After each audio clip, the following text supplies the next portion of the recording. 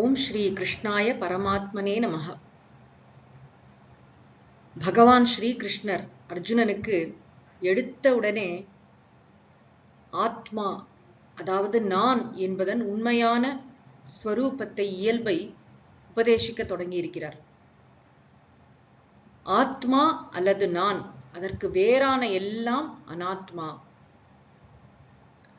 அனாத்மான்னு சொன்னா எது நான் இல்லையோ அதெல்லாம் அனாத்மா. உடல், மனம், புத்தி, இந்திரியங்கள், அதை தவிர வெளியில இருக்கிற இந்த மொத்த பிரபஞ்சம் எல்லாமே அனாத்மா.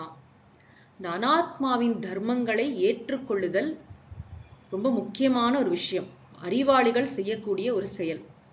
ஏன்னா வாழ்க்கை என்பது இருமைகள் நிறைந்தது. முதல்ல நம்ம பார்க்குற விஷயம் என்னன்னா, இந்த உலக வாழ்க்கை அப்படின்னு எடுத்துக்கொண்டாலே அதுல இன்பம், துன்பம், வெற்றி, தோல்வி, லாபம், நஷ்டம், நல்லது, கெட்டது எல்லாம் இருக்கு. அதனாலதான் திருவள்ளுவர் இருமை வகை தெரிந்து ஈண்டு அறம் பூண்டார், பெருமை பிறங்கிற்று உலகு.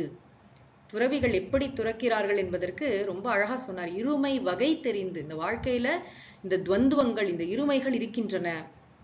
நம்ம இதுக்கெல்லாம் ரியாக்ட் பண்ணிக்கொண்டே இருந்தோம்னு சொன்னா வாழ்க்கையில நம்ம உயர்ந்த குறிக்கோளை நோக்கி செல்ல முடியாது. வாழ்க்கையின் இயல்பு என்ன என்பதை ஏற்றுக்கொள்ள வேண்டும்.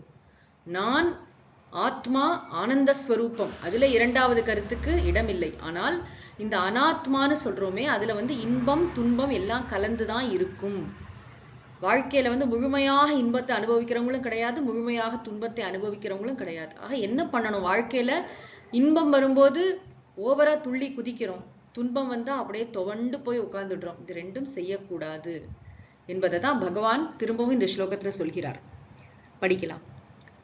யம் ஹி நவ்யதயந்த்யேதே புருஷம் புருஷர்ஷப சமதுக்க சுகம் தீரம் சோம்ருதத்வாய கல்பதே.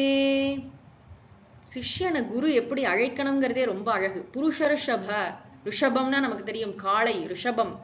மனிதர்களுள் காளை போன்றவனே, சிறந்த வீரனே, எந்த மனிதனை ஏதேனா இந்த இருமைகள் ந வியதயந்தி பாதிப்பதில்லையோ, எந்த இருமைகளை இவன் பெரிதாக பொருட்படுத்துவதில்லையோ அந்த தீரன். தீரன்னு சொன்னா உடல் வீரம் மட்டுமல்ல, உடல் வலிமையை குறிப்பாக இங்கு சொல்லவில்லை, மன வலிமை, ஆன்மபலம். அவனுக்கு மனசுல அவ்வளவு தைரியம் இருக்கிறது. அவன் புத்தியால் அவனுடைய இந்திரியங்கள் எல்லாம் கட்டுப்பாட்டுல வச்சிருக்கான். அவன் தான் தீரன். அவன் எப்படிப்பட்டவன்? சமதுக்க சுகம், வாழ்க்கையில இன்ப துன்பங்களை சமமாக கருதக்கூடிய தீரன். கீதை முழுக்க நம்ம பார்க்கக்கூடிய கருத்து என்னன்னா, அந்த சமத்துவம், சமதுக்க சுகம், எல்லாவற்றையும் சமமாக பார்க்கிறான், சமமாக பேலன்ஸ்டா இருக்கான். வாழ்க்கையில இன்பங்களில் துள்ளுவதும் இல்லை, துன்பங்கள் வந்தால் துடித்து துவள்வதும் இல்லை. திருவள்ளுவரும் மிக அழகா சொல்லுவார், இன்பம் விழையான் இடும்பை இயல்பென்பான் துன்பம் உறுதல் இலன்.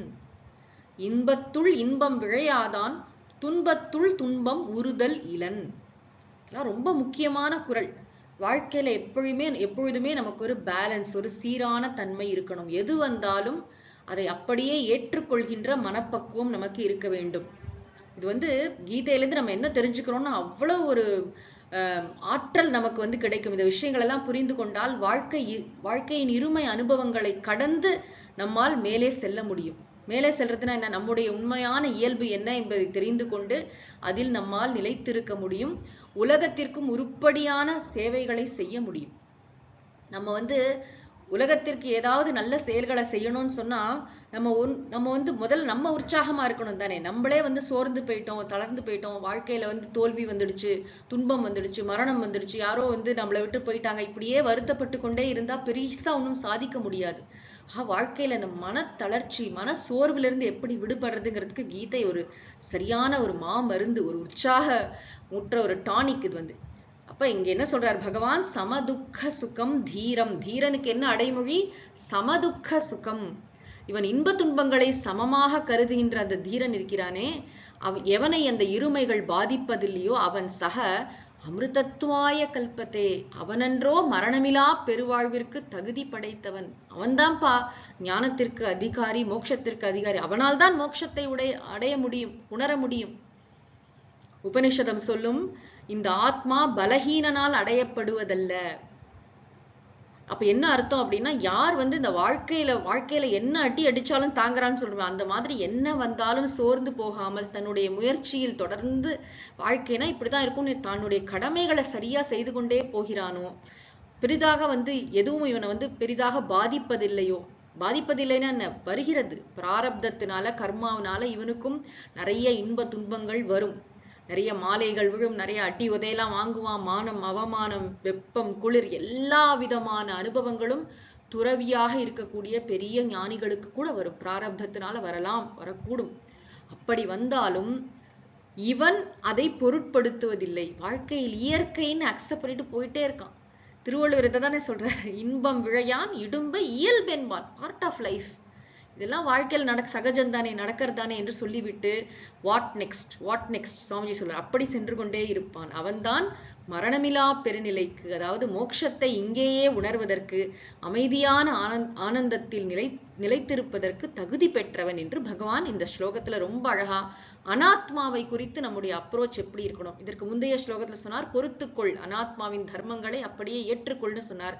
இங்கேயும் அதே கருத்தை தான் சொல்றார், பேலன்ஸ்டா இரு, இன்ப துன்பங்களுக்கு பெரிதாக ரியாலிட்டி கொடுக்காதே என்று சொல்கிறார். தொடர்ந்து நாம் அடுத்த பகுதியில் காண்போம். ஓம் சாந்தி சாந்தி சாந்தி. ஹரி ஓம் தத்சத். ஸ்ரீ கிருஷ்ணார்ப்பணமஸ்து.